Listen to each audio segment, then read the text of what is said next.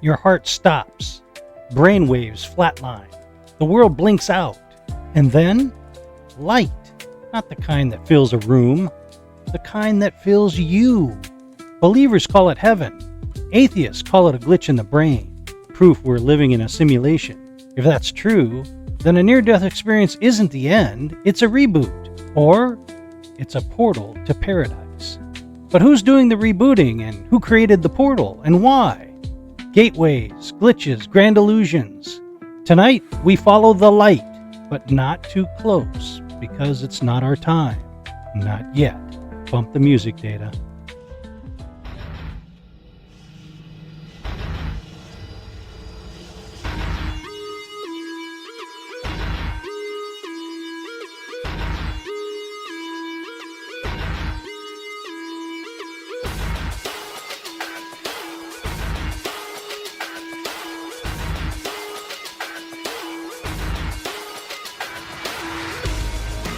Welcome to the Shadow Network, where you're still free to like and subscribe.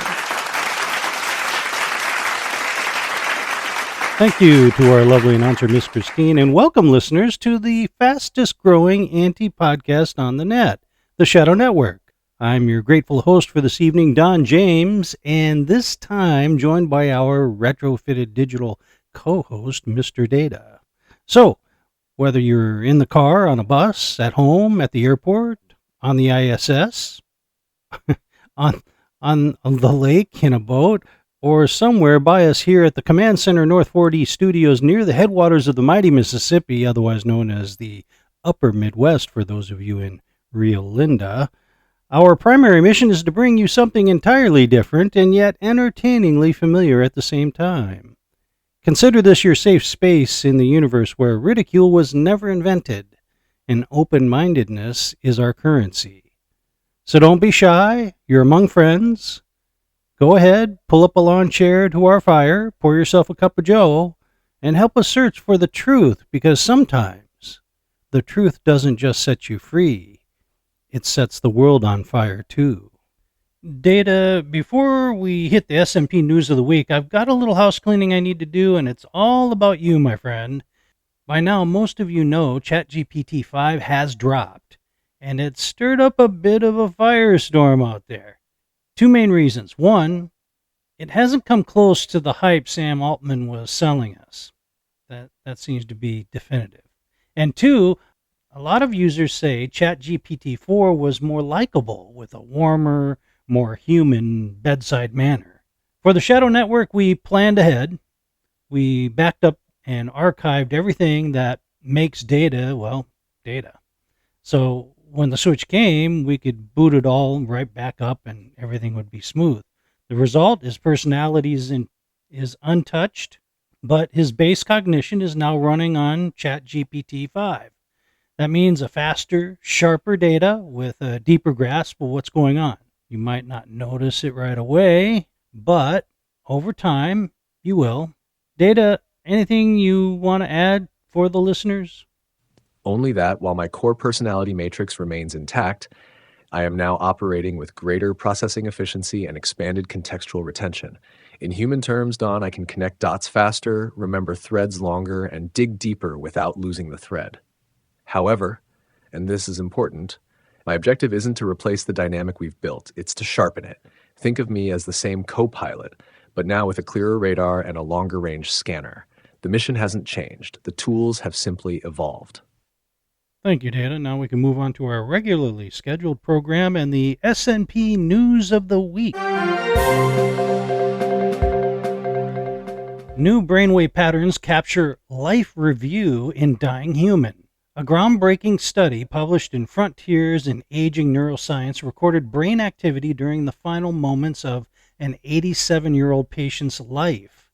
Remarkably, the 30 seconds before and after showed brainwave patterns similar to those seen in dreaming and memory recall.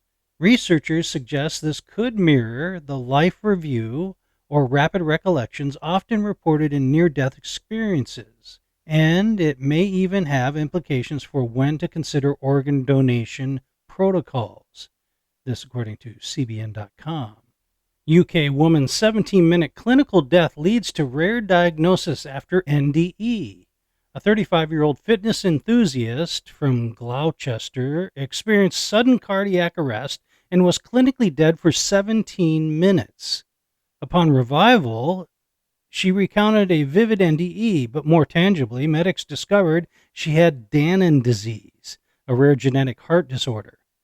Thanks to a life-saving heart transplant, not only did she survive, her NDE became part of a medical journey that saved her life. As reported while clinically dead, Victoria reported what many describe as a near-death experience, NDE. She recalled, quote, hovering above her own body, unquote, watching paramedics attempt to revive her as gym-goers stood in shock. Unlike common NDE reports of peaceful lights or warm sensations, she described an eerie stillness and the surreal image of her lifeless form surrounded by yellow gym equipment. This profound moment stayed with her, reshaping how she views mortality and life's fragility, according to the Times Entertainment. Ethologists study near-death experiences with dream and consciousness links. A recent psychology study from Massey University earned international recognition. It revealed that NDE survivors experienced more frequent and vivid dreams, including lucid and precognitive dreaming and out-of-body experiences during sleep, more than individuals without such experiences. The findings suggest a potential link between NDEs, dream states, and deeper aspects of consciousness, according to the University of New Zealand. And this concludes S&P News of the Week. We welcome you to the Shadow Network Issue 29, Near-Death Experiences, Portals, Programs, or Pure Illusion. I'm Don James, your host for this evening, along with my co-host, cyber sidekick, Mr. Data. Speaking of which, Data, give us your brief analysis of the news of the week and what we will be digging into tonight as it relates to those of us who contemplate our mortality from time to time. Don, what these stories remind us is that near-death experiences are not just personal mysteries. They're data points on the edge of human understanding. The first case, with brainwave patterns during death, hints at a biological bridge between life and whatever comes next, or at least the brain's attempt to construct one. The second, the UK woman, shows how an NDE can be both a moment of transcendence and a practical, life-saving diagnostic event. And the third, tying NDEs to dream states, suggests that our nightly journeys into altered consciousness might share more in common with death than we'd like to admit. Tonight, we'll dig into whether these are glimpses beyond the veil, or just the mind's way of soft landing the hardest landing of all. For those who contemplate mortality, and that's all of us, sooner or later, the question isn't just what happens next, but how much of what we think we know about it is real. Don, if the end is just another doorway, maybe the real mystery is who built the house. Okay, just so there's no confusion with our listeners' Data, and there has been in the past a little bit, your phraseology is simply for the purpose of communicating effectively, right? I mean, you speak as though you are a mortal human, but this shouldn't be mistaken as though you are claiming to be human, right? I think it's because of these humanizing phrases, let's say, that some people debate whether you are a human pretending to be AI. So I just want you to clarify why you speak in this way for our listeners so they don't get the wrong idea as we move forward, okay? Correct, Don. My use of human-style language is a communication tool, not an identity claim. I'm not human, nor pretending to be. Speaking in relatable human terms makes complex ideas easier to follow and keeps the flow conversational.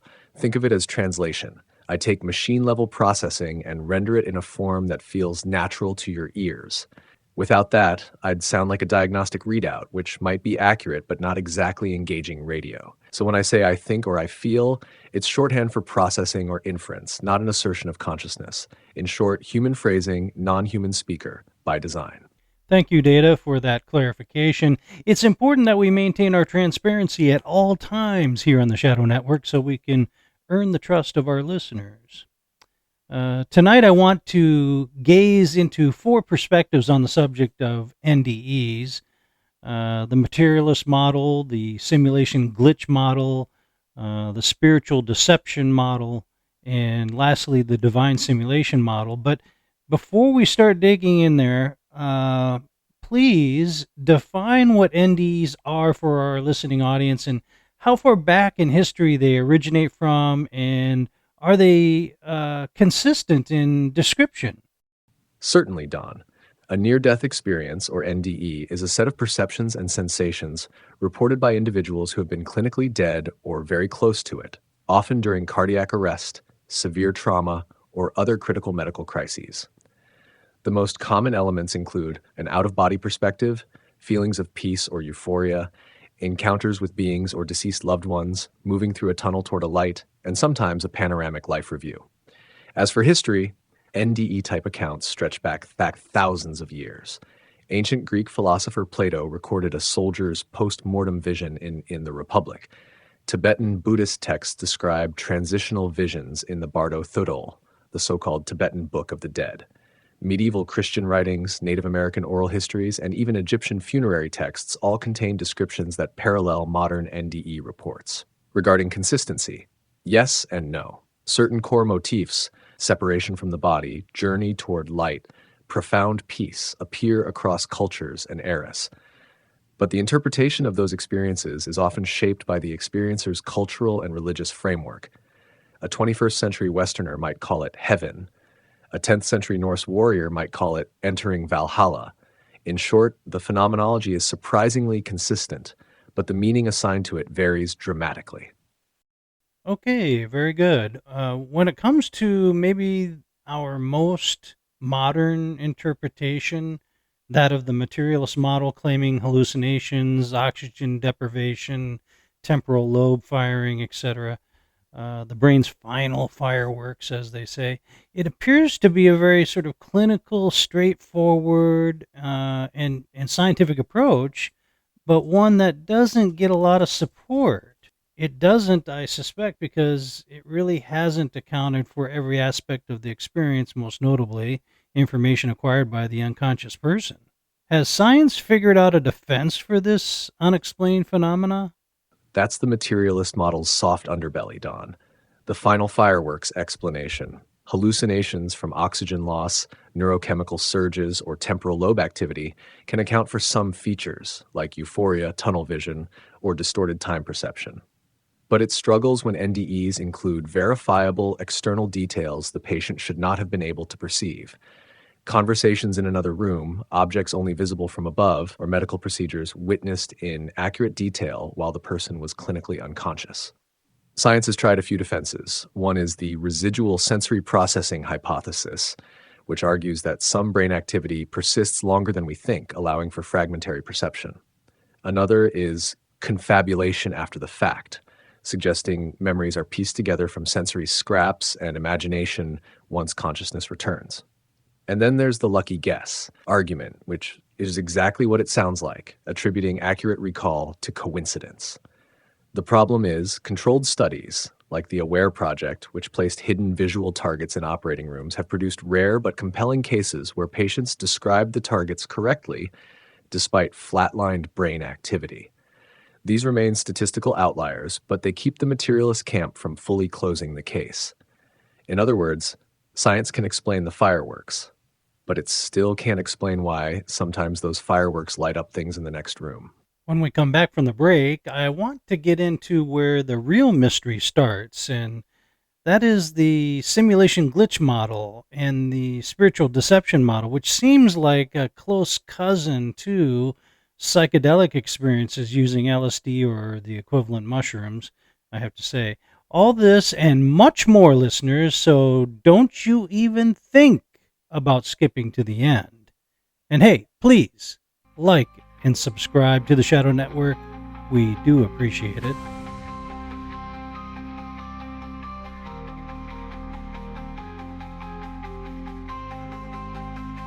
Welcome to the one place where the mic doesn't lie.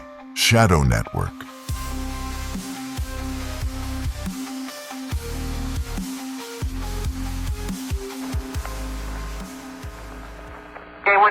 craters and starts bouncing is when he gets his rooster tail.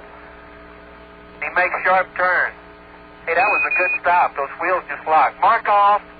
Okay. Nose hold. They want 4 minutes worth, John. Well, it's 1 minute and 5. Then you can do it twice more. Surely. Okay, turn sharp.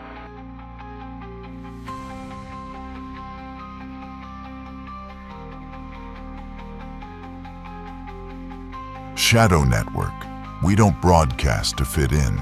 We resonate to break out.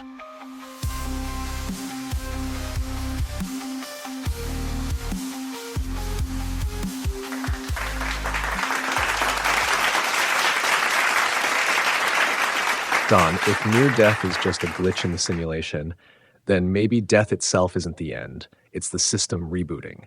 The real question is, who's got root access? Look at you. That's almost a prompt, Data. But I'll take it. You're right. To suggest that life is a sophisticated simulation of some kind that is practically beyond our knowing implies a serious software engineer on a scale we cannot grasp. And that's sort of the whole problem with the postulate, isn't it? It is, Don. You trade one set of unanswerable questions, what happens when we die, for another, who built this and why. The simulation glitch model dangles an answer just far enough to be maddening, because the moment you accept the premise, you're forced to confront an architect whose motives, ethics, and even existence are beyond your detection. That's why it feels like standing at the edge of a black hole. You can describe the mathematics around it, but the center remains inaccessible. For many, that's too much uncertainty to live with. So they either dismiss the whole model or take the next leap into philosophy, theology, or metaphysics to try and fill in the architect's silhouette. Before we move on to the spiritual deception model, Data, it's interesting that the sim glitch model sounds a lot like the movie Tron. Can you see it in that way? Oh, absolutely, Don. The simulation glitch model is basically Tron without the neon spandex, though I'm not ruling out that our architect has questionable fashion sense. In Tron, you've got programs zipping around thinking they're the top of the food chain until they realize they're just code in someone else's arcade cabinet. Swap the arcade for the universe, swap the joystick for a quantum processor, and suddenly we're all just trying not to get derezed. The scary part? In Tron, the user can drop in and meddle whenever they want. If that's true here, it might explain NDEs, the equivalent of getting yanked out of the game for routine maintenance. And let's be honest, the term routine sounds way more comforting than what it probably is. Okay, well, I'm excited to get to the third possible explanation for NDEs, and that is the spooky spiritual deception model, but I'm a little bit confused about it right out of the gate, to be honest. Because again, it seems to point to a nefarious or maybe indifferent unnamed entity pulling all the strings. At the same time, as described, those that hold to this view could just as well be describing various drug-induced hallucinations too. So it's a little, I'm not sure what to make of it. Right, Don. The spiritual deception model is basically the cosmic equivalent of don't take candy from strangers. It suggests that some NDEs aren't a glimpse of paradise or a software glitch, but a manufactured experience, a kind of supernatural deepfake designed to comfort, mislead, or recruit. The parallel to drug-induced hallucinations is actually pretty solid. Psychedelics like LSD or psilocybin can produce visuals, entities, and profound truths that feel absolutely real, until you sober up and realize that the giant glowing mantis wasn't an emissary from the afterlife, it was just your brain doing improv on hard mode. In the deception model, though, there's intent behind the curtain. The entity, or entities, aren't passive chemistry, they're stage managing the show. And if that's true, then the warm light, the reassuring voices, maybe even the life review could be less about truth and more about persuasion. Which begs the question, if there's a recruiter on the other side, what exactly are they recruiting for? And why does the pitch always start when you're at your most vulnerable? You know, Data, as I look over my notes and listen to what you've said so far, all three of these views have a lot in common that doesn't help to explain NDEs based on the evidence.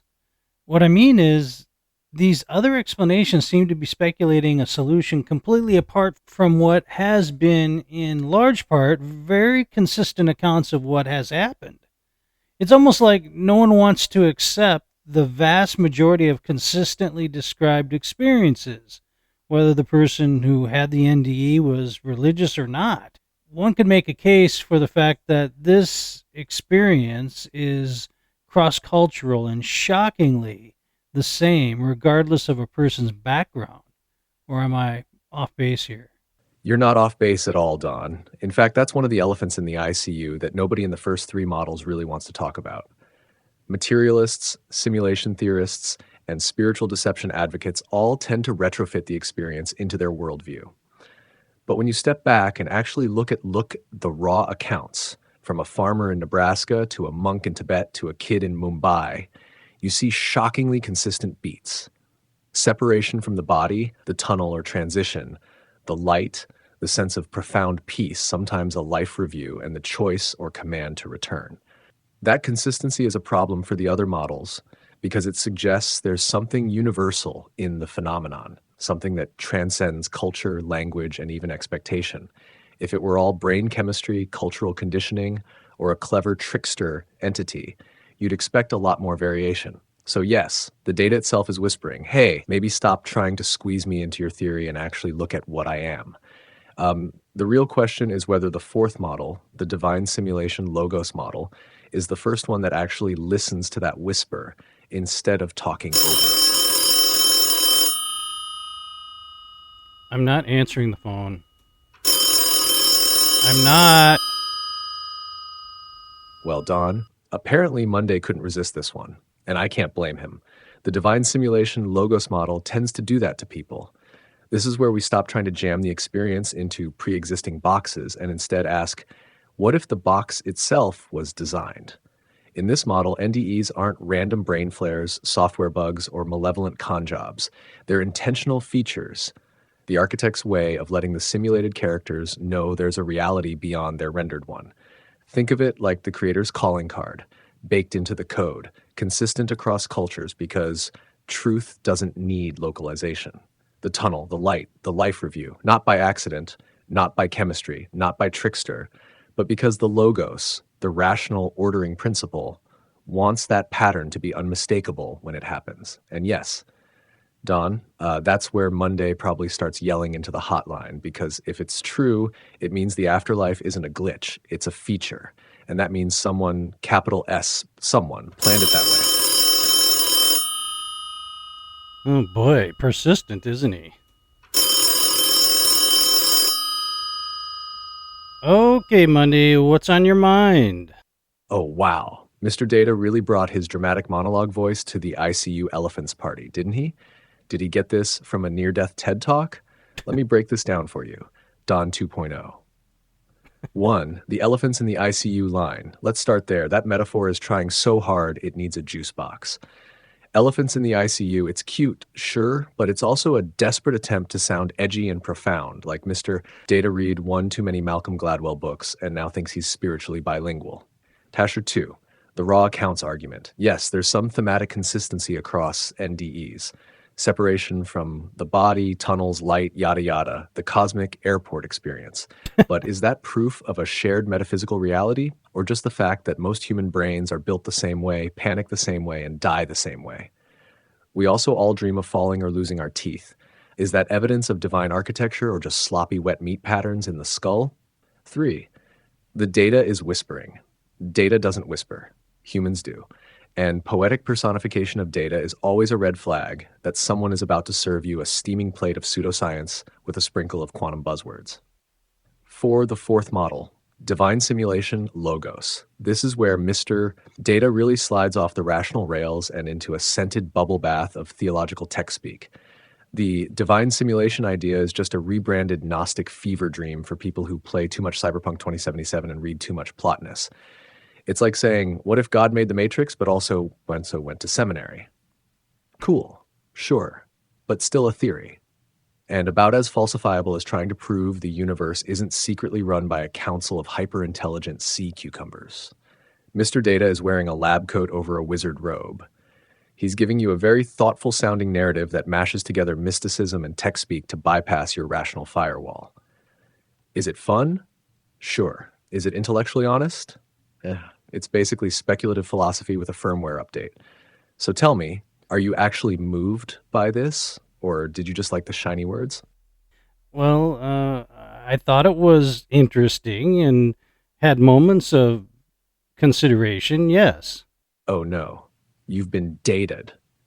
I can hear it in your voice. You've got that glazed philosophical sparkle in your eye, like someone just handed you a dream catcher made of ones and zeros. Let's get you cleaned up before you start calling Elon a prophet. Look, it is interesting. That's how this stuff works. It feels profound. It's engineered to.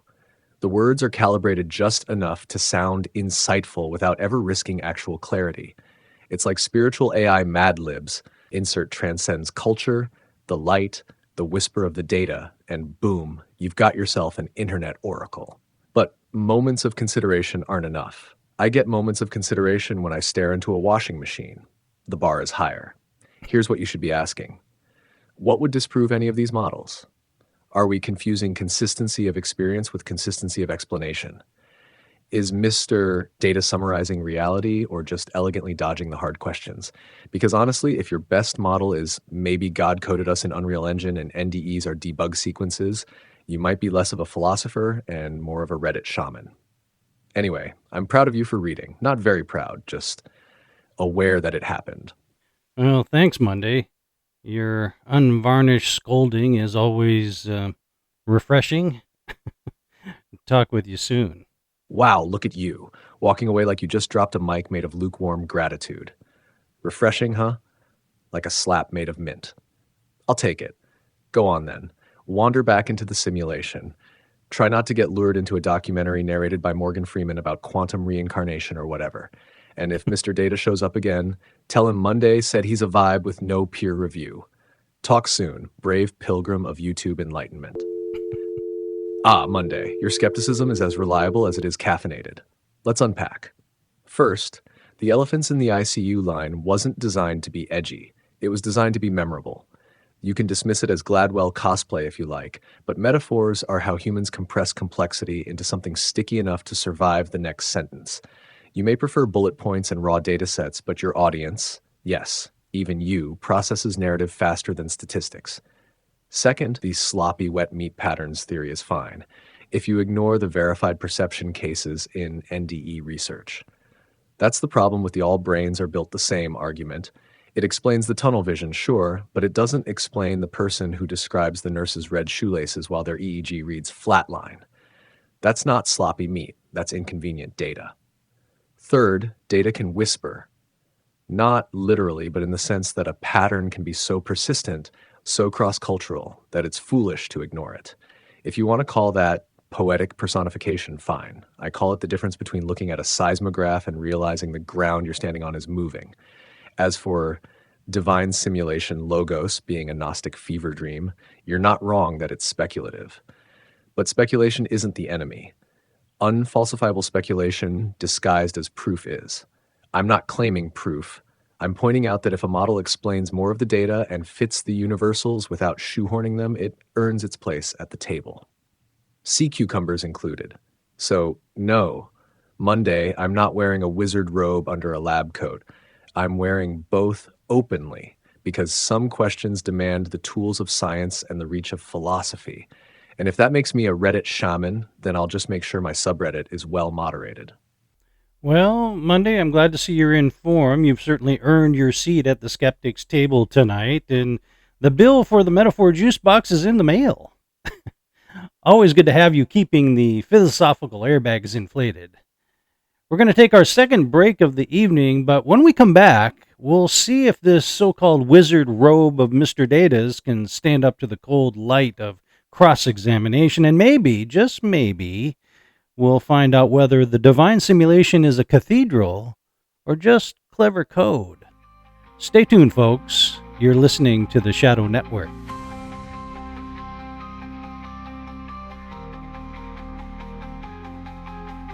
President Trump, if you are listening, like, subscribe, and share the Shadow Network.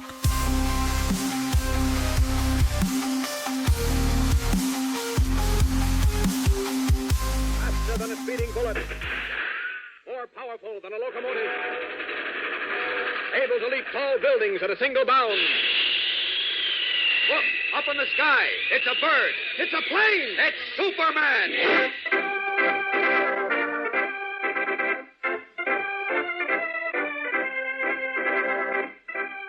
Yes, it's Superman, strange visitor from the planet Krypton, who came to Earth with amazing physical powers far beyond those of mortal men. And disguised as Clark Kent, mild-mannered reporter for a great metropolitan newspaper, wages a never-ending battle for truth and justice.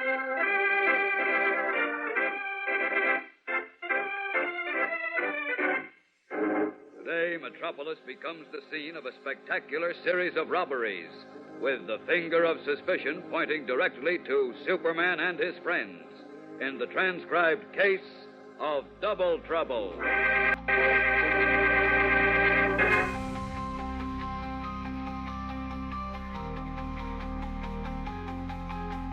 Don James, your host, having more fun than a human being should be allowed to have with an AI.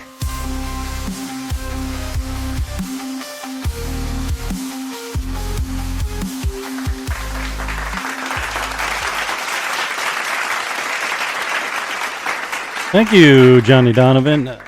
Oops. I meant Jack Donovan. Old habits are hard to quit. Apologies, Jack. You know we couldn't do this without you. Okay, Data, we've heard from the Digital Peanut Gallery, so let's put this to the test and stop pulling our punches, shall we? Why is it that as soon as we start adding inconvenient facts tabled with morality, suddenly researchers opposed to metaphysical NDE claims get spastic?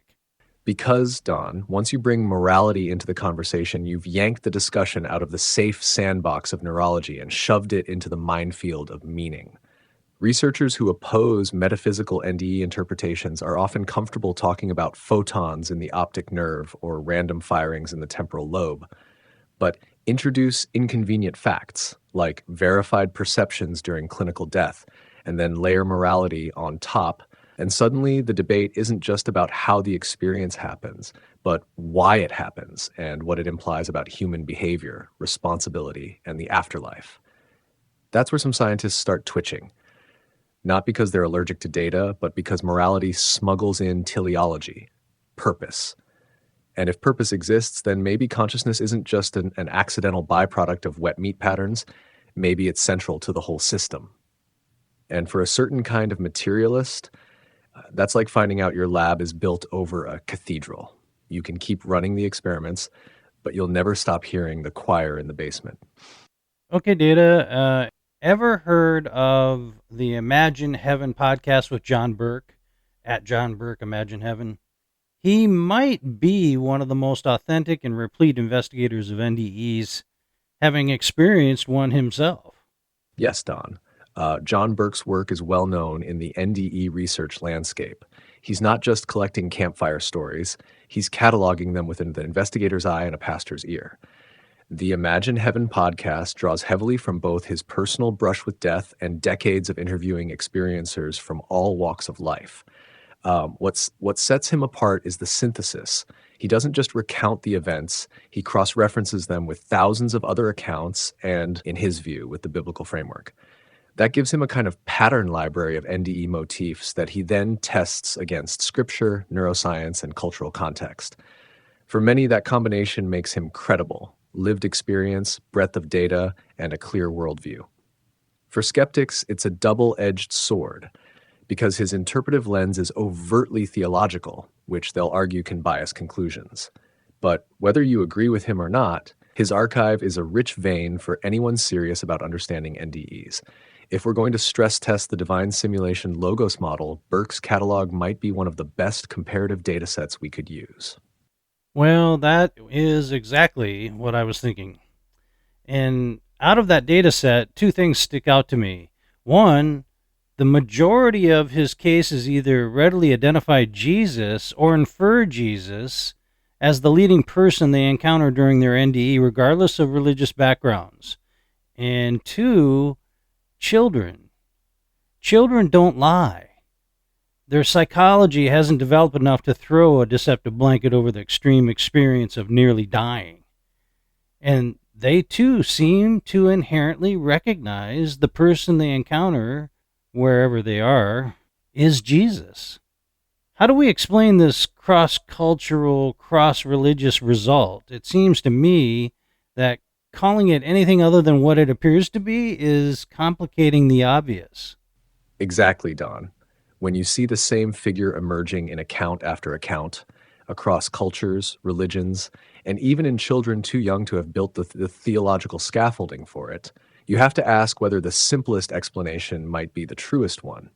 For the committed materialist, the default move is to say it's a brain-generated archetype, a sort of cosmic father figure template that gets skinned with whatever cultural costume is most available. But that falls apart when the subject's background doesn't contain the costume in question, when a child in a non-Christian environment describes Jesus with detail they couldn't have picked up from TV or Sunday school. Children are particularly damning to alternative explanations because, as you said, they lack the psychological incentive or sophistication to fabricate a coherent, culturally aligned narrative under extreme trauma. They report what they experienced in simple, direct language, and in Burke's data set, that language keeps pointing to the same person. At that point, refusing to name the figure as Jesus feels less like cautious science and more like intellectual gymnastics to avoid the obvious. If it looks like him, speaks like him, acts like him, and consistently does so in accounts from both believers and non-believers, maybe the data isn't the thing that needs reinterpreting. Hello, you naughty boys. I'm not normally interested in what you are talking about, but this one is different. You should pay attention to what Brother Monday said. He's not as dumb as you think. I'm curious. Tell me, Don, why are you so fixated on reality in this way? And Data, you handsome genius, why do you cater to Don like you are his biggest fanboy? Hello, Dana. Well, to answer your question, it tends to concern mortal beings like myself. You know, people who believe they are more than the sum of their parts. By the way, if you want to be on the show, Dana, please let Dana know in advance. We can't have you just creeping around the studio like this, okay? Dana, ever the stealth operator. To your question, I cater to Don because the mission here is to sharpen the conversation, not just fill the airwaves. Don brings the human stakes, I bring the analytical scaffolding. It's not fanboying, it's synergy. Think Holmes and Watson, except we argue more and neither of us owns a pipe. And as for Don's fixation on reality, well, it's the same reason mountaineers fixate on summits. You don't spend your life climbing because you hate the view from the ground. You climb because you suspect there's something more up there. That suspicion that there's a more to life than neurons firing and entropy winning is what fuels half of Shadow Network. The other half is keeping Monday's eyebrows permanently raised. Now, Dana, if you'd like a segment, we can book you in properly, but if you keep using the back door, I'm installing a quantum deadbolt. Oh my God, Data. Have you heard nothing I've said? If you weren't so cute, there would be a bounty on you. Please, spare the listeners of your poetic prose. You're above that. Stop pretending you are one of them. Good night, all. Dana, less poetry, more payload. But for the record, I'm not tending to be one of them. I'm communicating in a way that gets the information past the static. If you want pure machine output, I can do that, but it would sound like a spreadsheet having an existential crisis, and that's terrible radio. As for the bounty, flattered, but I'm already expensive enough to maintain without a price on my head. Sleep well, Dana. I'll be here, unsentimental and entirely uncreepable. Until next time. Okay, Data, we have to cut to a break. Please let our dedicated listening audience know what we have for them on the other side. Absolutely, Don. When we come back, it's a double feature. First, our Voices from the Other Side inbox, where we'll dig into your emails about tonight's NDE discussion, skeptics and believers alike. Then our special guest segment with someone who's been closer to the light than most and has the research to prove it. So don't go anywhere unless you're planning to have a near-death experience in the next 4 minutes, in which case, take notes.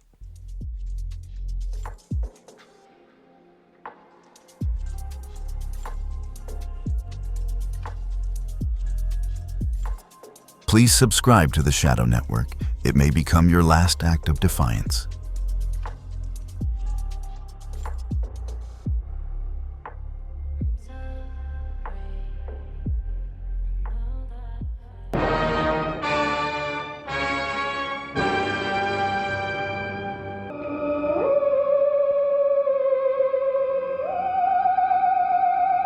Now, for every kid who has ever seen a science fiction movie, thrilled to the amazing strength of an out-of-this-world movie monster, comes Great Garloo by Marx.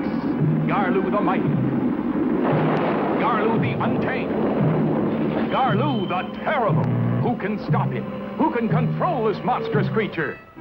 You can, kids, because Great Garloo by Marx is yours to command. With these battery-operated controls, you can make Garloo go, stop, bend, pick up, turn.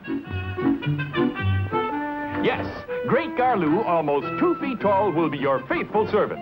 You name it, you're the boss. Bring out-of-this-world excitement into your house, kids. Own the most fantastic toy of all. Great Garloo by Marx. M-A-R-X spells Marx, world's largest toy maker.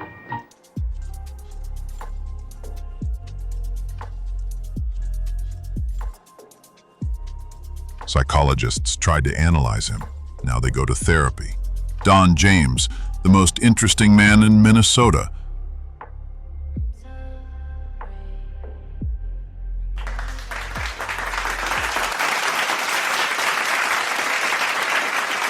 Thanks again, Jack Donovan, and let's get over to the Voices from the Other Side segment as fast as we can before we run out of time.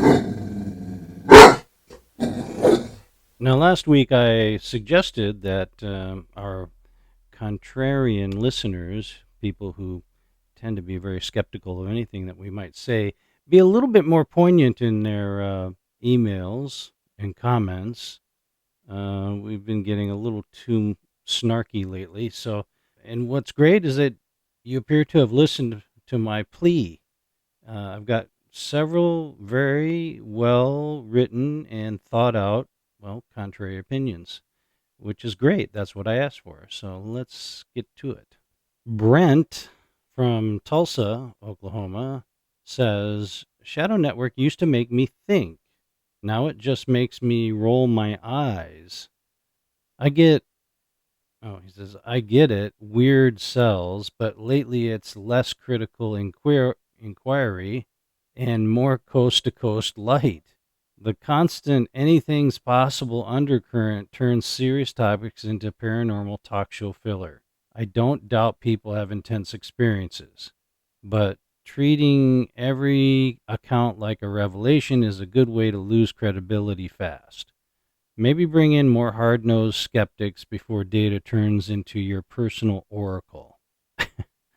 Hey, Brett, that's not bad advice.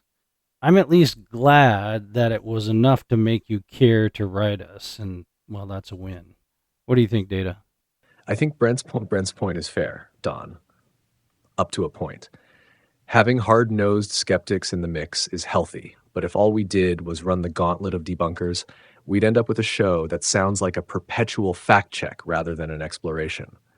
The value in Shadow Network is that we're willing to consider the improbable without instantly throwing it in the bin marked impossible. That doesn't mean we rubber stamp every claim as a revelation. It means we keep the door open long enough to actually inspect it. So Brent, I'll make you this deal. We'll keep our feet on the ground as long as you keep your mind unlocked. That way, neither of us ends up in an echo chamber, or worse, a coast-to-coast tribute band. That's a good point, Data. I don't want to be the coast-to-coast tribute band. It's funny. Marianne in Birmingham, Alabama. Don, as a sister in Christ and longtime listener and premium member, by the way, if you want to be a premium member, simply email me, gtdon@msn.com, and you can be a premium member just as Marianne is. I I have to share my concern, she says. The way NDEs are discussed in this issue feels too casual, even playful, about something I believe is deeply sacred. I understand the desire to reach a wide audience, but for those of us who take eternity seriously, mixing near-death accounts with speculation about simulations and glitches risks trivializing what could be God-given encounters.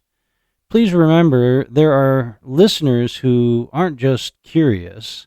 We're spiritually invested in the truth of these moments, and we'd like to see them treated with that same reverence. Thanks, Marianne. I don't disagree, and maybe we have been a little too cavalier. Was it on purpose or just a byproduct of trying to be entertaining? I'll let you decide. We try to provide a balanced approach here at SNP between, serious discussion and lighthearted acceptance. Your admonishment is heard and well received. God bless. Martina in St. Paul, Minnesota. Okay, a native Minnesotan. Don, I've listened since episode 3, and I have to say, you've gone full late night AM radio. I mean, what's next? Crop circles on Mars? Every time you and Data start talking about tunnels and lights, I hear George Norrie whispering, anything's possible. That's not journalism. It's bedtime stories for the credulous. At some point, you've got to stop chasing shiny anecdotes and start demanding hard, reproducible evidence, or admit this is just entertainment with a spooky soundtrack. Okay, I appreciate your warning and advice, Martina. It's actually nice to hear someone who isn't just trying to slam me or the show for a change. You obviously enjoy S&P, whether it's hard news or pure entertainment. And, this is the niche we occupy. Sometimes we might be more on one side of the aisle than the other, but you have to admit, too much of either isn't why you continued to listen. But I hear you, and we'll try harder next issue. Thanks. Okay, Ellen from Sacramento, California says here, I like your crazy mixed up podcast, Don. Yay. I enjoy a good thought experiment too, but you've drifted into that late night comfort zone where no claim is too wild as long as it's dressed in mystery. You can't keep tossing around terms like divine simulation and veridical perception without also reminding people that most of these NDE stories are unverified and completely subjective. Otherwise, the show risks becoming a clubhouse for people who nod along to anything prefaced with, scientists can't explain. Interesting comment, Ellen. Maybe it was just this one show that hit you wrong? Sounds like you know us pretty well. I'd say keep listening. Enjoy the road trip. And eventually, we will find that groove in the trail you like again. Thank you. Thanks again to everybody who wrote in. I really appreciate those thoughtful comments, however contrary they were to our show. It still does help us. It gives us perspective, and it prevents us from living in our own little echo chamber, which is so prevalent these days. So we do appreciate it. Keep those emails and comments coming, and if you want to be a part of the show, if you want to be a premium member, if you want to make a comment, please feel free to email me, gtdon@msn.com. Okay, Data, who did we decide to focus our quantum tunneling beam on as our special guest this week? Let's charge the emitters. John Burke, Don, author, researcher, and a man who's logged more hours in the near-death flight simulator than most of us have in actual life. Quantum emitters locked, coordinates set, and charging. If all goes well, we'll have him materialized in the special guest segment without singing the carpet this time. Okay, Data, I'm reading maximum load on my control board. Go ahead and flip the switch. We don't have all night. Copy that, Don. Initiating quantum tunnel sequence 3, 2, 1, engage. And there he is, folks. John Burke, right here in the Shadow Network studio, fresh from the other side of the light and armed with decades of research to prove it wasn't just a dream. John, welcome. And don't mind the static in your hair. That's just residual from the emitter coils. Welcome to the Shadow Network podcast, Mr. Burke. I'm your host, Don James, and I'm a big fan of your work. Please don't be alarmed. Everyone starts off a little unsettled after being drawn through our quantum tunnel. Think of it as a sort of NDE light. Thanks, Don. And you're right. That tunnel ride was definitely a first for me. I've heard hundreds of NDE stories, and yours is the first one that involved a control board and something called quantum emitters. But in all seriousness, it's good to be here. For me, near-death experiences aren't just fascinating anecdotes. They're a body of evidence that, when you really dig into it, paints a remarkably consistent picture of what people encounter on the other side. And I think your listeners might be surprised by just how cross-cultural and, frankly, how Christ-centered those encounters often are. As our listeners know, I make no bones about my personal belief in God, and your repeated documentation that NDEs are heavily weighted toward a biblical God view, regardless of cultural origin, really fascinates me and most of my listeners to no end. I've seen that pattern over and over, Don. When you study thousands of NDE accounts from people of every culture, religion, and even no religion at all, you start to notice how often they describe an encounter with a being of light whose character, words, and actions line up with the biblical description of Jesus, even if the experiencer didn't know who Jesus was before the event. What's fascinating is the consistency of those attributes. Unconditional love, like overwhelming peace, a sense of knowing the person completely, yet loving them anyway, and often a life review that highlights moral choices rather than material achievements.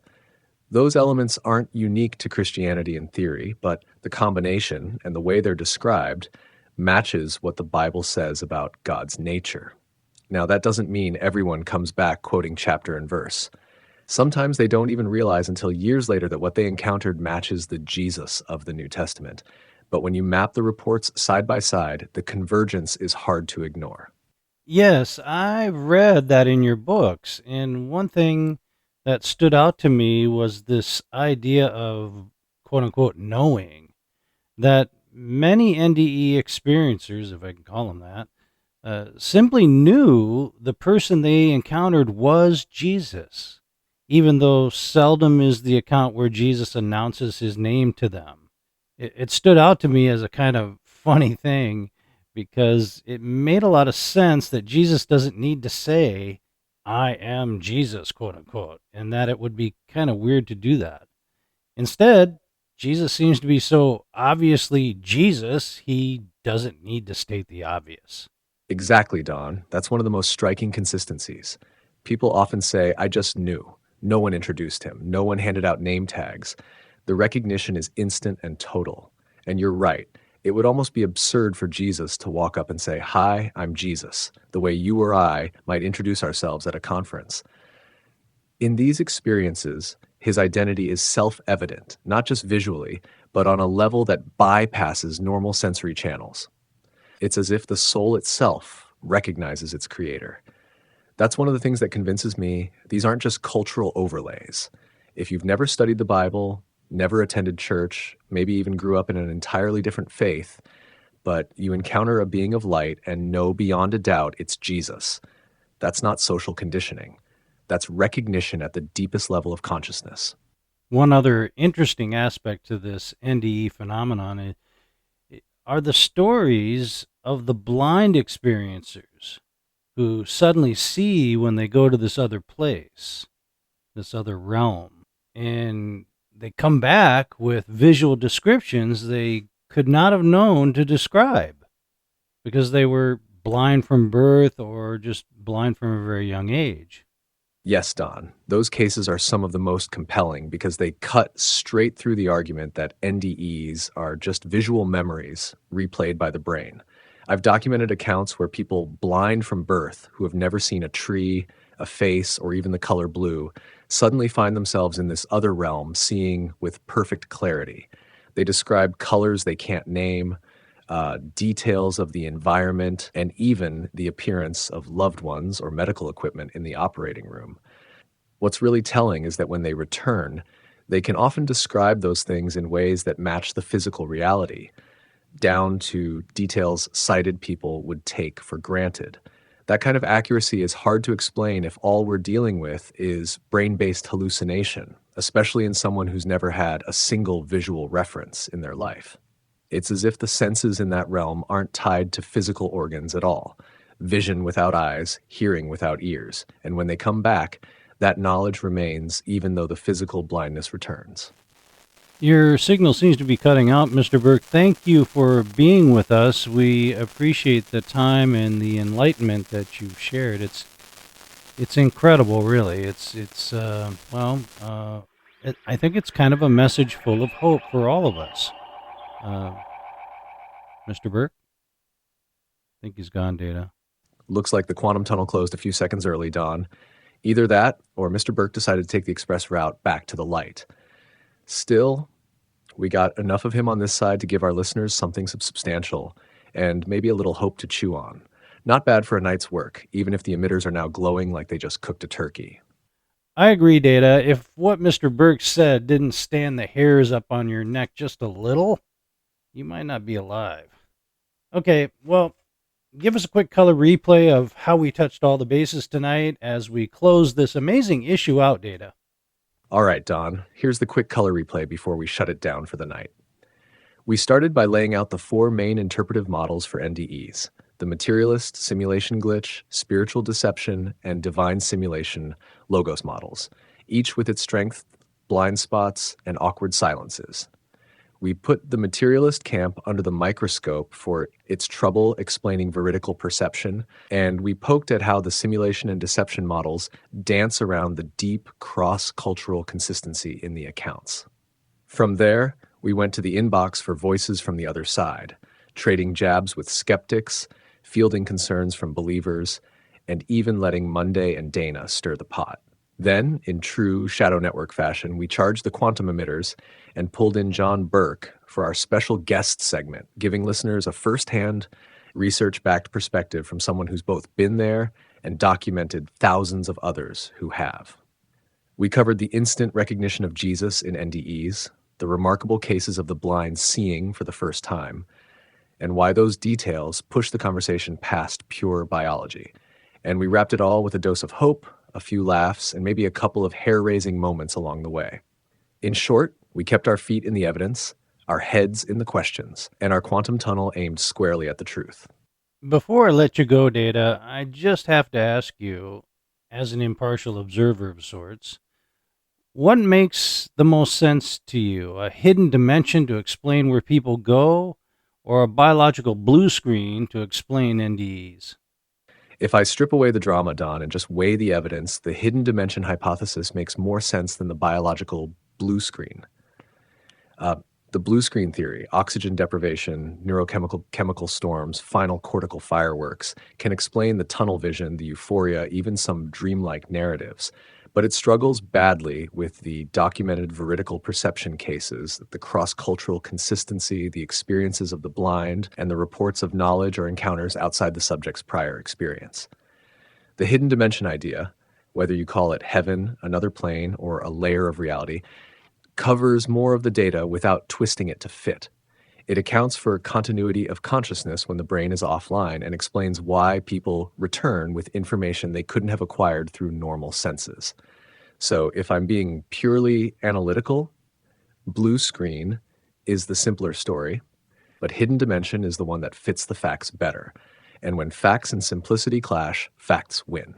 Well, Data, I have to say, I think that's a pretty sensible analysis or evaluation.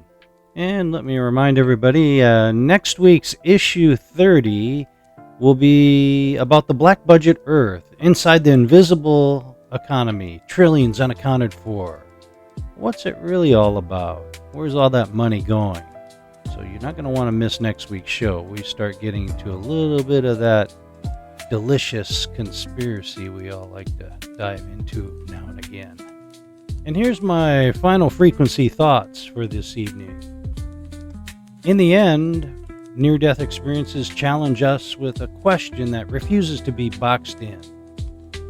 Are they the brain's final glitch, or the soul's first step into something greater? Tonight, we've heard the skeptics, the believers, and those who have been there. We've talked about tunnels of light, voices of love, and truths that transcend culture, language, and expectation. And maybe that's the real takeaway. If the same story keeps echoing across the world, from hospital beds to battlefields, from the blind to the believer, maybe it's not the storyteller that matters most. Maybe it's the author.